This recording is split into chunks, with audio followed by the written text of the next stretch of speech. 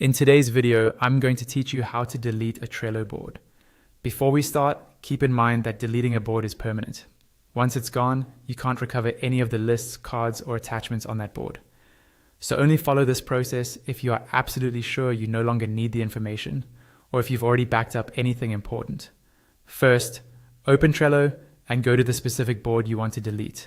Make sure you're on the right one, especially if you have a lot of similar boards. It's a good idea to quickly scan the lists and cards one last time, just to confirm you're ready to remove it. In the top right corner of the board, look for the 3 dots icon. This usually opens extra options or a menu. Click on those 3 dots to open the board menu. From that menu, find and click on the option that says Close Board. Closing a board doesn't delete it yet, it just archives it so it's no longer active. Trello will ask you to confirm this action. So when the confirmation appears, click on Close.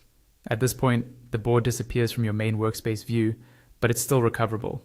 We'll now move on to permanently deleting it. After you've closed the board, Trello will offer you the option to switch to other boards.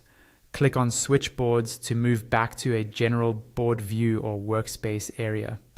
Next, look again for 3 dots that appear on the bottom right of your Trello interface. Click those 3 dots to open more options related to your workspace and boards. From this menu, click on Boards.